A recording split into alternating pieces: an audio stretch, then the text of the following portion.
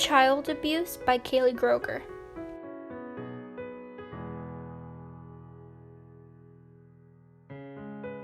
It is required by law to report suspected cases of child abuse or neglect if you have reasonable grounds to suspect the child is or may be in need of protection.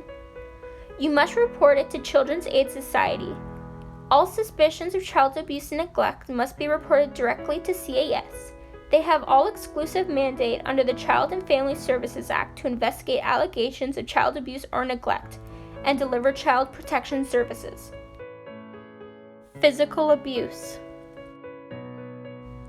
Physical abuse is something that happens during aggression that causes an injury to a person, even if the injury wasn't on purpose. Some examples of physical abuse are beating, slapping, hitting, pushing, shaking, and kicking. Some red flags to look out for if you think a child may be getting abused is burns, bite marks, cuts, bruises, or welts in the shape of objects, resistance to going home, and a fear of adults. Sexual abuse. Sexual abuse of a child is any sexual act between an adult and a child. Some examples of sexual abuse are forcing a child to undress, violation of bodily privacy, spying on a child in a bathroom or bedroom. Some signs to look out for if you think a child's being sexually abused is inappropriate interest or knowledge of sexual acts, avoidance of things related to sexuality, rejection of their own genitals or body, overcompliance or excessive aggression, and a fear of certain people or family members. Emotional abuse. Emotional abuse is any type of attitude, behavior, or failure to act that negatively interferes with a child's mental health. Emotional abuse can range from a simple verbal insult to an extreme form of punishment. Emotional abuse is usually always present when another form of abuse is found.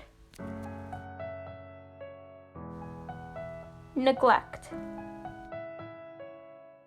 Neglect is when a caregiver fails to provide basic needs such as food, sleep, safety, education, clothing, or medical treatments. This also includes leaving a child alone or failing to provide proper supervision. Some red flags to look for are missing key articles of clothing, being over or underdressed for weather conditions, height and weight significantly below age level, consistently being missing from class, and always hungry. Duty to report. In Standard 6 of the Code of Ethics, it states that registered early childhood educators respect the confidentiality of information related to children and families and obey all laws pertaining to privacy and the sharing of information. RECEs disclose such information only when required or allowed by law to do so, or when the necessary consent has been obtained for the disclosure of the information. They understand that as a result of their professional knowledge and role, that in a unique position to recognize possible signs of child abuse, neglect, and family violence, and the particular duty to report their suspicion.